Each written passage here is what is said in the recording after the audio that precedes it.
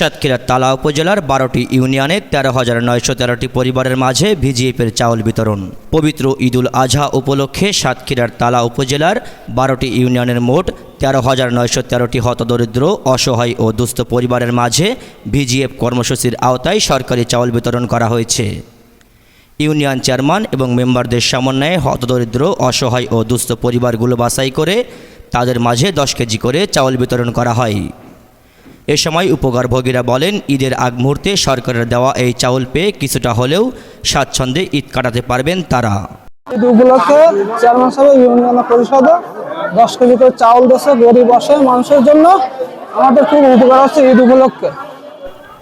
এ সময় স্থানীয় ইউনিয়ন পরিষদ চেয়ারম্যানদের সাথে কথা বললে তারা জানিয়েছেন, প্রয়োজনের তুলনায় বরাদ্দের পরিমাণ কম থাকায় সকলকে এই সুবিধার আওতায় আনতে পারছেন না তারা এ সময় আরও বলেন, বর্তমান সরকারের মাননীয় প্রধানমন্ত্রী যদি গরিব, দুঃখী, অসহায়, দুস্থ মানুষের কথা চিন্তা করে আগামীতে চাহিদা অনুযায়ী বরাদ্দ দেয়, তাহলে প্রতিটা অসহায় পরিবারের মাঝে এই চাউল তুলে দিতে পারবেন তারা।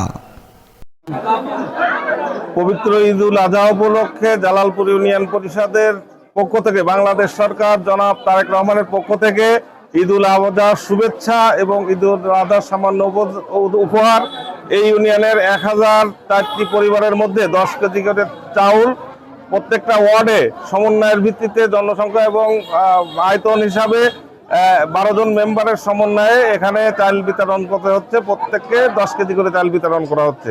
চাল পেয়ে আজকে আমাদের ইউনিয়নের যারা চাল পাচ্ছে তারা খুশি এবং আমরা দাবি করব যে আমাদের এই প্রয়োজনের তুলনায় বরাদ্দটি কম। আগামী ঈদগুলোতে বা আগামী যে উৎসবগুলো অনুষ্ঠিত হবে সেই অনুষ্ঠানে যত বরাদ্দ বাড়ে সেজন্য আমরা সরকারের কাছে জোর আবেদন জানাচ্ছি।